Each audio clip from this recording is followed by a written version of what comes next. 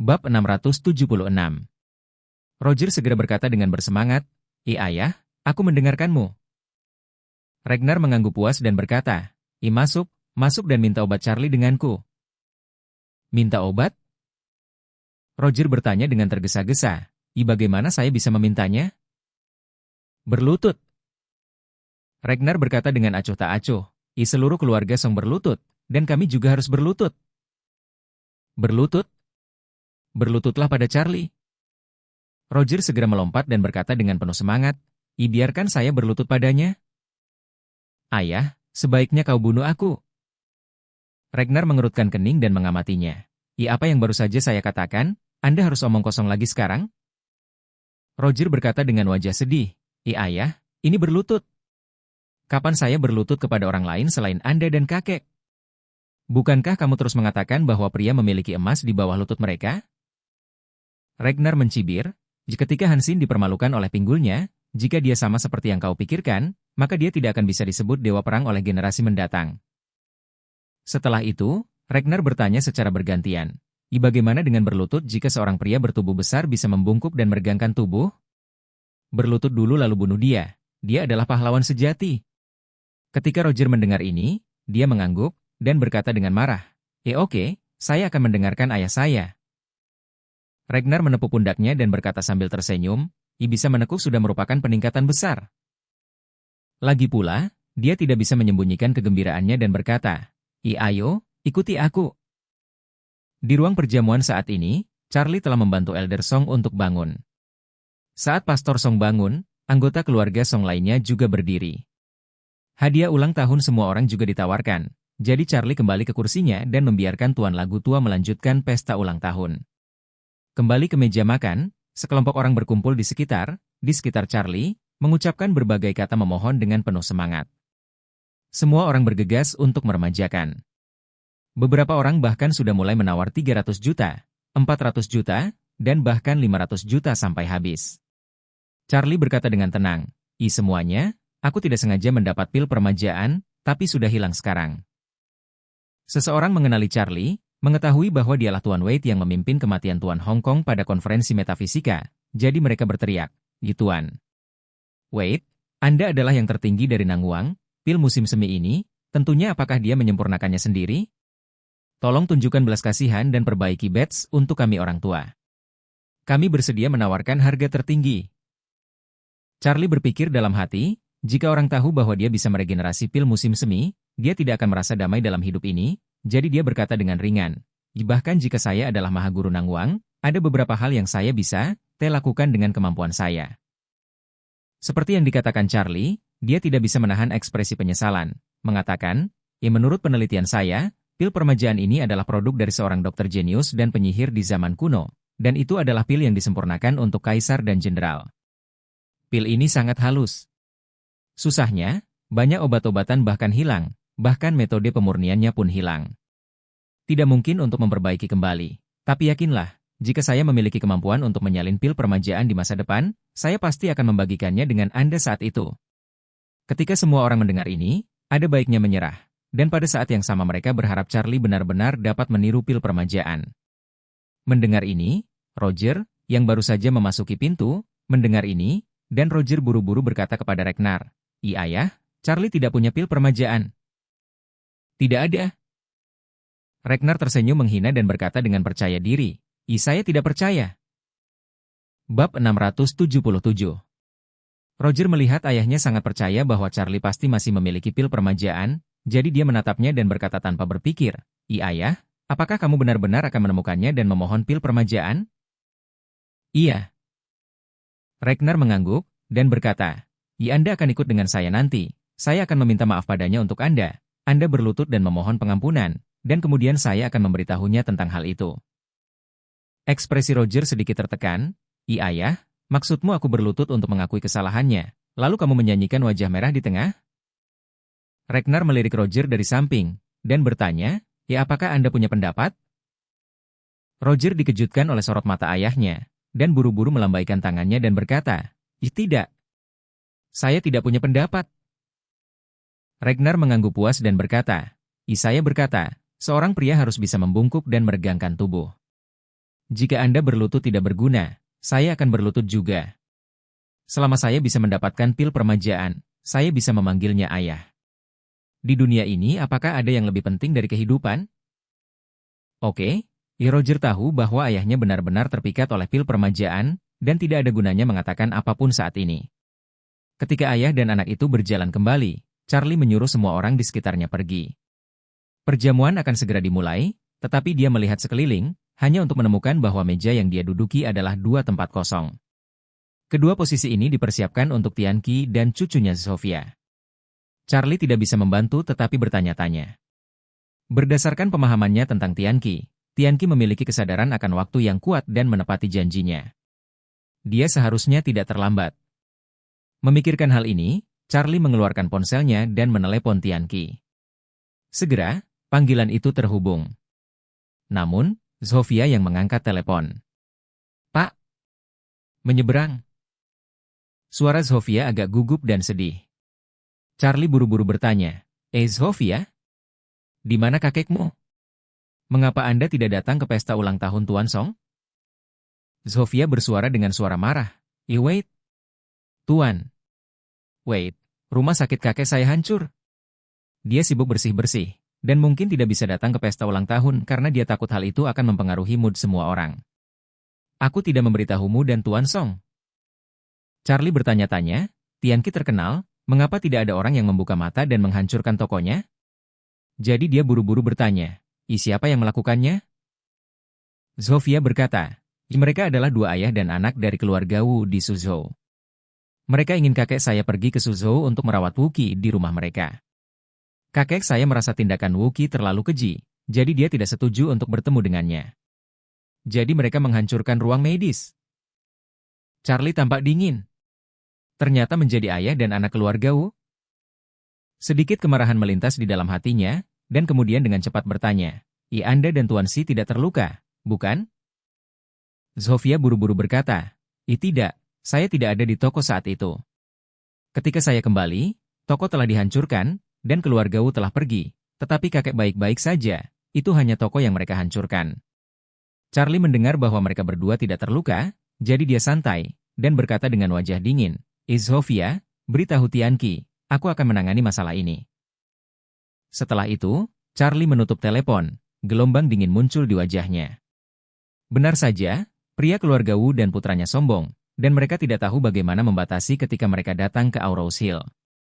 Bab 678. Mengapa Tianqi ingin mendirikan klinik di Aurous Hill? Bukankah mereka tinggal di sini hanya karena ingin membalas kebaikannya? Akibatnya, ayah dan anak keluarga Wu benar-benar menghancurkan kliniknya. Dengan nafas ini, dia tidak bisa menelan apapun. Tanpa diduga, pada saat ini, Ragnar kembali bersama Roger. Selain itu, alih-alih membawa Roger kembali ke mejanya, dia langsung membawa Roger dan bergegas ke arah Charlie. Ketika dia sampai pada Charlie, Ragnar segera melengkungkan tangannya dan berkata dengan hormat, Wait, anjing itu tidak punya mata dan manik-manik sekarang, dan dia menyinggungmu. Sekarang saya akan membawanya untuk meminta maaf kepada Anda. Saya harap Anda tidak akan mengingat penjahat itu. Jangan akrab dengannya dalam hal itu. Charlie baru saja menutup telepon dan marah. Tanpa diduga, Ragnar mengajak Roger untuk meminta maaf. Dia tahu bahwa Ragnar ingin mendapatkan permajaan, jadi dia membuat rencana dan tersenyum dengan tenang. Ragnar, gunakan kau dan anakmu dengan kata lain, aku hanya menantu dan pengumban sampah. Di mana saya bisa layak menerima permintaan maaf dari Tuan Ragnar? Untuk Tuan Ragnar, saya seorang pengumban sampah. Anda bisa memarahi atau memukul kapanpun Anda mau? Ketika Ragnar mendengar ini, dia tahu bahwa Charlie tidak berencana untuk melepaskannya begitu saja. Jadi, dia langsung berteriak Roger dengan wajah tenang. Starhing. Apakah Anda tidak ingin berlutut untuk Tuan Wade? Begitu kata ini keluar, banyak orang mengalihkan perhatian mereka ke sini. Mereka bertanya dari lubuk hati mereka, apakah keluarga Wu benar-benar berlutut kepada Tuan Wade? Kulit kepala Roger yang marah mati rasa, dan seluruh tubuhnya panas. Apa yang dia katakan juga adalah tuan muda dari keluarga Wu. Di Aurous Hill, dia adalah generasi kedua yang super kaya. Dia memintanya untuk berlutut untuk menantu rumah limbah Aurous Hill. Jika ini menyebar, bagaimana dia akan melihat orang-orang di masa depan? Saat dia ragu-ragu untuk melihat, Tiba-tiba Charlie melirik ayahnya di sebelahnya, dan Roger terkejut. Dia takut Ragnar akan marah, jadi dia hanya bisa menggigit kepalanya, menekuk kakinya dan berlutut di tanah dengan marah. Hei! Tuan Muda Roger benar-benar berlutut. Ada keributan di tempat kejadian. Wajah Roger begitu panas sampai dia ingin mati. Ragnar tidak berbicara setelah melihatnya berlutut, dan segera berteriak, apa yang kamu lakukan dengan bingung? Jangan cepat-cepat meminta maaf kepada Tuan Wade. Roger hanya bisa berkata dengan suara yang menjengkelkan, Mayor Wade, maaf, saya salah, maafkan saya. Charlie berkata dengan tenang, meminta maaf tanpa ketulusan, sebenarnya lebih baik tidak mengatakannya. Ini akan menghemat waktu semua orang dan tidak menyia-nyiakan perasaan semua orang. Ketika Ragnar mendengar ini, dia tiba-tiba mengerti bahwa membiarkan putranya berlutut saja tidak cukup untuk membuat Charlie terkesan. Jadi dia berteriak dengan marah dan berkata, jangan bersujud pada Tuan Wade dan mohon maaf pada Tuan Wade. Roger mengatupkan giginya, membungkuk dan bersujud, Mayor Wade, maafkan dorongan saya, dan saya sangat menyesal. Charlie tersenyum main-main dan berkata, karena kamu meminta maaf dengan tulus, maka kejadian ini tidak pernah terjadi. Ragnar akhirnya menghela nafas lega dan tidak sabar untuk berkata, Mayor Wade, aku ingin meminta sesuatu. Saya tidak tahu apakah Tuan Wade dapat menjual pil permajaan dan ingin menghasilkan 1 miliar. Orang-orang yang hadir semuanya berseru. Tadinya 500 juta, tapi sekarang sudah menjadi 1 miliar dalam sekejap mata. Benar saja, keluarga Wu kaya. Di mata keluarga Wu, 1 miliar 800 juta mungkin bukan apa-apa. Charlie tersenyum sedikit saat ini dan berkata, Mayor Ragnar, kamu terlalu banyak berpikir. Jangan katakan saya tidak punya pil permajaan sekarang. Bahkan jika saya memilikinya, tidak mungkin menjualnya dengan harga 1 miliar. Bahkan jika saya menjualnya seharga 1 miliar, saya tidak akan pernah menjualnya kepada Anda. Setelah mengatakan itu, Charlie mendengus dingin, dan berkata, aku adalah orang yang menyimpan banyak dendam.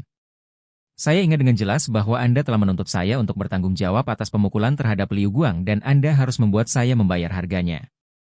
Datang ke saya untuk pengobatan, menurut Anda apakah saya ikan mas dengan ingatan hanya 7 detik? Bab 679. Mendengar apa yang dikatakan Charlie, Ragnar merasa tegang. Mengetahui bahwa Charlie tidak akan mudah menyerah, tetapi dia menawarkan harga setinggi langit 1 miliar. Dia berpikir bahwa dia sedang melihat wajah uang dan tidak akan lagi memperhitungkan kontradiksi sekarang. Tapi yang tidak dia duga adalah bahwa orang ini sama sekali tidak memperhatikan harga setinggi langit 1 miliar. Begitu dia muncul, dia akan memeriksa akun lama dengan dirinya sendiri. Jika itu normal, tidak peduli seberapa besar bisnisnya, dan menghadapi lawan negosiasi seperti itu, Ragnar juga akan pergi. Tapi sekarang, dia benar-benar tidak berani pergi. Karena, jauh di lubuk hatinya, dia sama sekali tidak bisa menahan godaan pil permajaan, seolah-olah dia telah terpana olehnya, sehingga pikirannya penuh dengan itu dan efek mengkonsumsinya. Jadi dia berlutut hampir tanpa ragu-ragu, mengepalkan tinjunya, dan berkata kepada Charlie dengan saleh, Mayor Wade, barusan itu seseorang Wu yang tidak tahu yang mulia. Semua kolega di Aurous Hill menghormati Anda sebagai naga sejati di bumi. Tolong jangan akrab dengan saya, orang biasa. Ragnar berbicara dengan sangat baik. Untuk mencegah lawan menginjak dirinya sendiri, ia sengaja mengangkat lawannya tinggi-tinggi. Saat ini, kebanyakan orang tidak peduli lagi tentang dia. Namun, Charlie tidak hanya merayakan festival dengan keluarga Wu dan putranya saat ini, tetapi yang lebih penting, mereka benar-benar menghancurkan klinik Tianqi. Dengan nada ini, Charlie harus mengungkapkannya, dan dia tidak akan marah. Jadi Charlie memandang Ragnar, tersenyum ringan, dan berkata, 1 miliar memang cukup tulus, tapi Tuan Ragnar, sikap Anda tampaknya lebih rendah dari putra Anda. Ragnar terkejut sesaat, dan langsung menyadari bahwa Charlie tidak mengira dia telah membenturkan kepalanya. Dia tidak berpikir bahwa bersujud itu memalukan, lagi pula, itu untuk permajaan. Memikirkan hal ini, dia tidak ragu-ragu dan membungkuk. Setelah kau tahu, Ragnar mengangkat kepalanya dan berkata dengan saleh, Tuan Wade, tolong beri Wu kesempatan. Selama Anda bersedia menjual pil permajaanku, Wu akan segera mengkreditkan 1 miliar uang tunai ke akun Anda. Charlie menatapnya, tersenyum main-main, dan berkata, pil permajaan itu sederhana. Sebenarnya, Anda dapat menebaknya, saya masih memiliki pil permajaan, tetapi saya menyimpannya untuk diri saya sendiri. Tetapi karena harga Anda tepat, maka saya bisa pertimbangkan juga untuk menjualnya kepada Anda. Saat dia berkata, Charlie merogoh sakunya dan perlahan-lahan mengeluarkan sebuah kotak kayu kecil persis sama dengan yang diberikan kepada Emerson. Setelah membukanya, itu memang pil yang meremajakan di dalamnya. Setelah pil permajaan dikeluarkan, Charlie berdiri dan berkata kepada semua orang yang hadir, semuanya, pil permajaan sangat penting. Saya hanya menyembunyikan pribadi dengan Anda, dan saya harap Anda akan memaafkan saya. Saya akan memberitahu Anda semua di sini. Pil permajaan ini, memang ada satu lagi, tetapi yang ini disiapkan untuk saya sendiri, dan dengan tulus tidak berniat menjualnya. Tetapi Presiden Wu tulus dan mengutip harga tinggi, jadi saya benar-benar harus mempertimbangkannya dengan cermat. Meskipun semua orang rakus untuk pil permajaan ini, mereka tidak berdaya. Lagi pula, terlalu sedikit orang yang bisa menghasilkan 1 miliar uang tunai. Diperkirakan tidak lebih dari 5 orang yang hadir. Selain itu, siapa yang berani bersaing dengan keluarga Wu saat ini? Untuk obat ini, Ragnar, ayah dan anak, berlutut di tanah kepada Charlie. Jika dia menawar saat ini, dia masih membencinya? Ragnar melihat pil permajaan ini, mencium aroma obat segar dari pil permajaan, dan berkata dengan semangat, Tuan. Wait, selama Anda bersedia menjualnya, 1 miliar uang tunai akan segera dibayarkan. Charlie sedikit tersenyum, jangan khawatir, sebelum kita berbicara tentang pil permajaan, ada satu hal lagi yang belum kita bicarakan dengan jelas. Juga? Ragnar mengerutkan kening dan bertanya, ada apa? Ekspresi Charlie berangsur-angsur menjadi suram, dan dia bertanya dengan suara dingin, aku dan Tianqi juga dianggap sebagai teman akhir tahun. Ayah dan anakmu menghancurkan klinik Tianqi. Bagaimana insiden ini?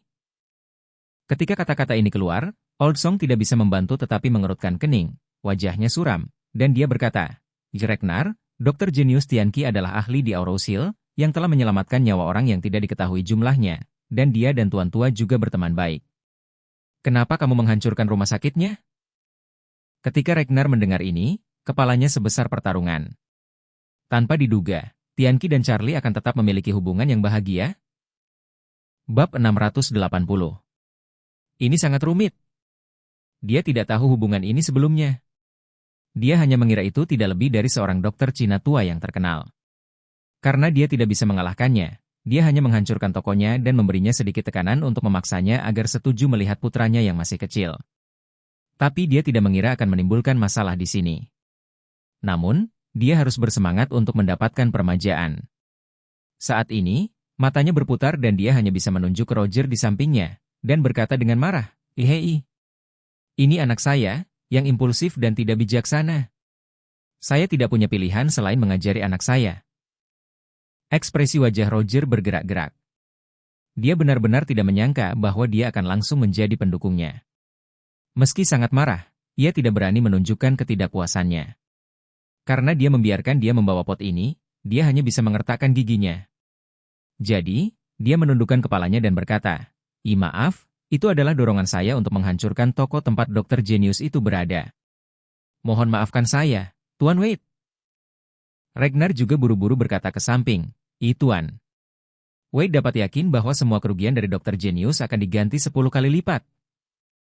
Charlie berkata ringan, ada beberapa hal yang tidak dapat diselesaikan dengan kehilangan uang. Ragnar buru-buru bertanya, bagaimana Tuan Wade ingin menyelesaikannya? Saya.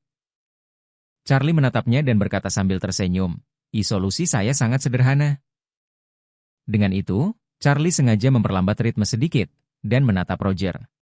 Dengan mata saling berhadapan, Roger sedikit bingung dengan hawa panas di mata Charlie. Sementara dia masih berspekulasi tentang solusi seperti apa yang akan ditawarkan Charlie, tiba-tiba Charlie menembak, meraih pergelangan tangan kanannya, dan kemudian dengan lembut memutar. Hanya mendengar bunyi klik, pergelangan tangan kanan Roger langsung dipatahkan oleh Charlie. Apa? Roger menjerit kesakitan, kulitnya langsung memerah, lalu menjadi pucat lagi. Rusak. Tanganku patah. Charlie, kamu mencari kematian. Charlie langsung membuang tangannya yang terputus dan berkata dengan dingin, karena kamu menghancurkan toko Tianqi, maka aku akan menghapus tanganmu. Ini disebut pertukaran organ. Roger berteriak kesakitan dan berteriak, ayah, sampah ini mematahkan tangan saya. Saya ingin membunuhnya. Aku ingin dia mati. Ragnar juga tercengang. Dia tidak menyangka Charlie akan langsung menindak putranya. Dan tembakan itu sangat keras sehingga dia akan menghapus salah satu tangan putranya saat dia muncul. Namun, saat ini, dia masih menantikan pil permajaan di dalam hatinya. Baginya sekarang, jika Charlie bersedia menjual pil permajaan kepadanya dan putranya patah tangannya, dia masih bisa menanggungnya. Setelah dia meminum pil permajaan, dia akan menemukan Charlie untuk menyelesaikan akunnya. Jadi, dengan wajah hitam, dia membuka mulutnya dan berkata, Tuan. Wait, anakku sudah membayar harga untuk menghancurkan klinik Dr. Genius. Sekarang kamu bisa menjual pil permajaan, kan? Pil permajaan. Charlie mengambil pil permajaan dari kotak kayu kecil dan meletakkannya di depannya beberapa kali. Pada saat ini, Ragnar melihat pil permajaan ini, matanya hampir bersinar. Namun, dia tidak menyangka Charlie tiba-tiba tersenyum tipis saat ini, dan berkata dengan bercanda, dibandingkan dengan miliaran Anda, saya masih berpikir lebih baik makan. Setelah berbicara, dia mengulurkan tangannya dan meletakkan pil permajaan di mulutnya, mengunyahnya 2 kali, dan menelannya secara langsung.